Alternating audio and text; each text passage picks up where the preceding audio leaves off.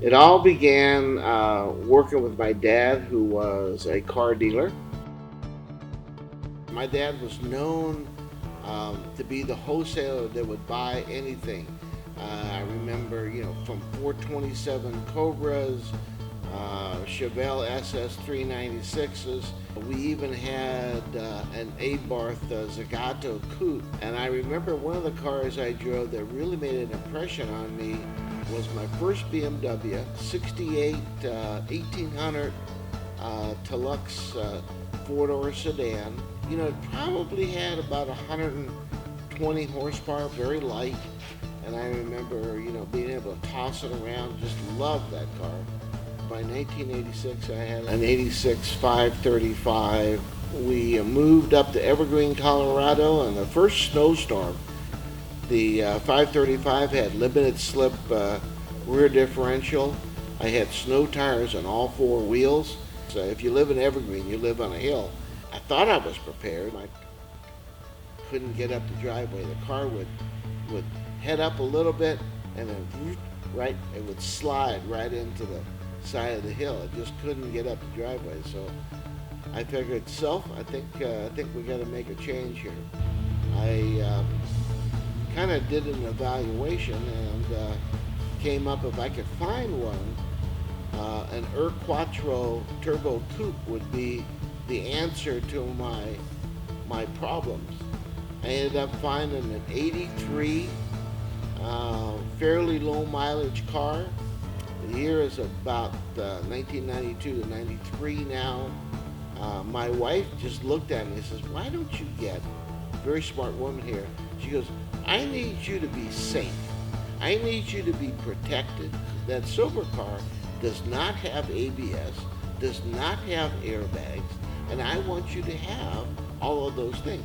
Go down, we'll trade that in, and let's buy a new Audi for you." I went down and negotiated a price and ended up with this car here, 93 S4, UrS4 as they say. And I remember picking it up and driving it off the dealer lot and right down to my local mechanic, and I ended up putting a manual boost control in that car. So the first day, I started the mod process on day one. I don't really think I've stopped ever since.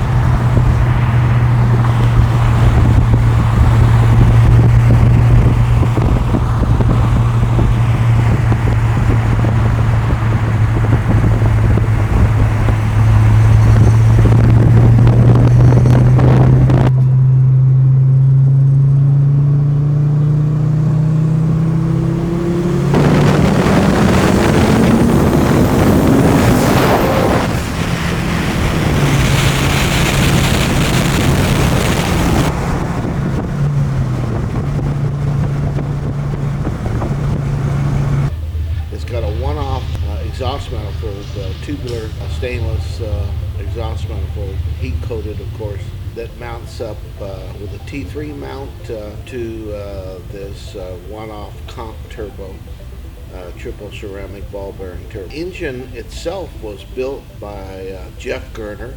He took some of our parts and used more of his parts, and we ended up doing a stroker build on this car.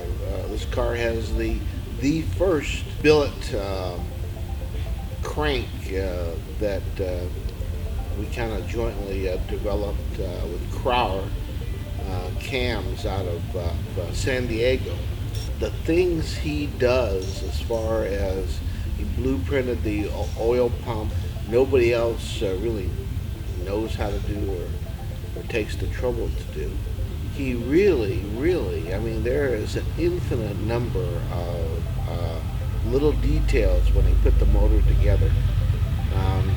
After the motor was put together, and again we've got some cat cams of his spec, 4-ring performance. We have rods, JE pistons. The car displaces right at 2.5, just a hair more, to 2.5 liters.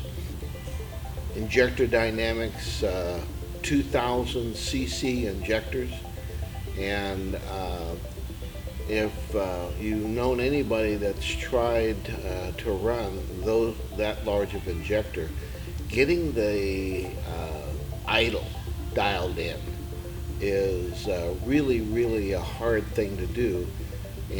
But the tuner Chad down at Modified by KC really nailed it with the link system and got the tune. Never before have I been able to coast up to a stop, put the clutch in, and just let it sit and idle.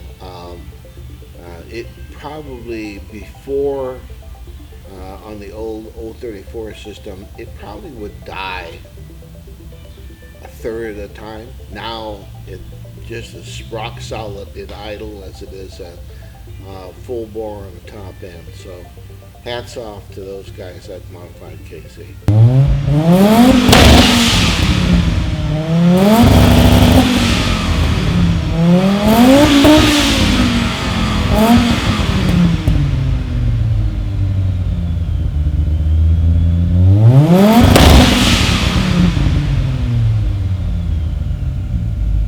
Here's a great relationship with South Bend Clutch, and they came up with a rally spec clutch that was good for well over 800 foot-pounds of torque, and it handles very nicely. It's a stiff clutch.